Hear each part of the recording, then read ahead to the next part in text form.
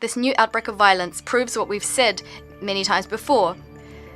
A normalisation of Israel's relations with Arab states, although of course that would be positive, cannot occur at the expense of the Palestinians. It cannot result in a lasting stabilization of the situation unless we resolve a key issue in the Middle East.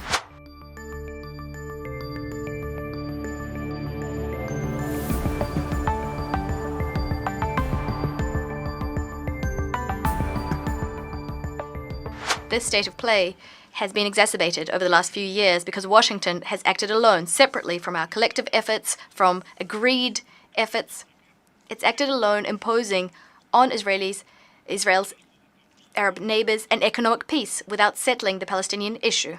We've reached a situation whereby there are now individual unilateral initiatives which not only ignore but actually undermine the international legal basis for the settlement of the Israeli-Palestinian conflict. The US has attempted to turn a blind eye to the ongoing construction of Israeli settlements on the occupied territory. It's recognized Israeli sovereignty over the occupied Golan Heights. And what we've now seen is the Americans calling for an end to the settler violence being foisted upon Palestinians in the West Bank. This new outbreak of violence proves what we've said many times before. A normalisation of Israel's relations with Arab states, although of course that would be positive, cannot occur at the expense of the Palestinians. It cannot result in a lasting stabilization of the situation unless we resolve a key issue in the Middle East. We're delighted that Antonio Guterres did not shy away from flagging this, speaking during Security Council deliberations on the Middle East on the 24th of October. He noted that the current uptick in violence did not happen in a vacuum. As a result, he was immediately subjected to irate and undeserved criticism on the part of Israel, which preferred to see history starting from a black page. Our Western colleagues at the Security Council are continuing to torpedo any efforts to de-escalate the situation on the ground. President, I'd like to highlight that when we condemn the killing of Israeli civilians and foreigners in Israel, when we do that, we still cannot turn a blind eye to what Western Jerusalem is doing. They're committing flagrant violations of international humanitarian law in Gaza. President, colleagues, we cannot but mention the hypocrisy of the US and their allies.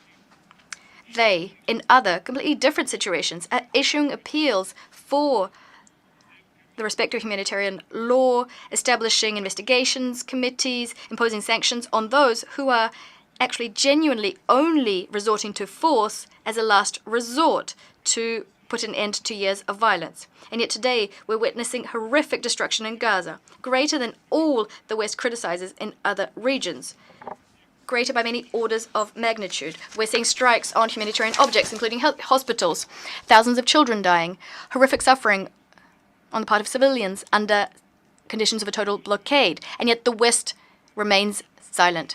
The only thing they can muster is continued pronouncements about Israel's supposed right to self-defense, although as an occupying power, it does not have that power. We do not deny Israel the right to fight terrorism, but fight the terrorists. Don't fight civilians. Otherwise, you yourselves are taking the side of evil.